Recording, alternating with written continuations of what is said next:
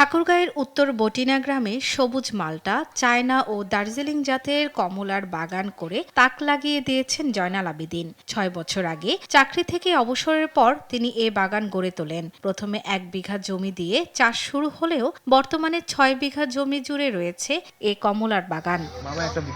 বাগান দেখার জন্য প্রতিদিনই দূর দূরান্ত থেকে দর্শনার্থীরা ভিড় করছেন। কেউ বাগান দেখছেন, কেউ বা ছবি তুলছেন, আবার কেউ বা বাগান থেকেই কমলা কিনে ফিরছেন বাড়িতে। আর্থিকভাবে বাড়তি মুনাফার পাশাপাশি মানুষের সাড়া পেয়ে খুশি বাগান মালিক।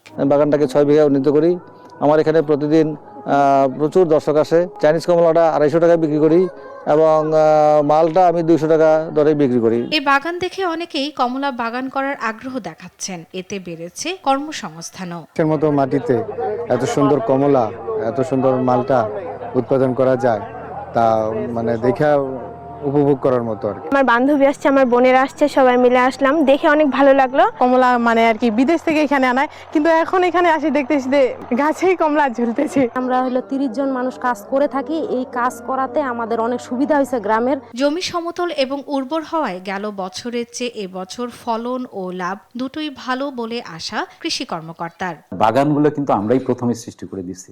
এখন কিন্তু হচ্ছে যে এটার ব্যাপকতা লাভ করায় আমরা কিন্তু এখন তাদেরকে হচ্ছে যে চারা দিচ্ছি না, কিন্তু আমরা তাকে হচ্ছে যে পরামর্শ দিচ্ছি। ঠাকুরগাঁও জেলা ১২৭ হেক্টর জমিতে ৭৯০টি মাল্টার বাগান রয়েছে, আর ৩৩ হেক্টর জমিতে ৫৩টি বিভিন্ন জাতের কমলার বাগান রয়েছে। প্রতি বছরই এসব বাগান বাড়ছে।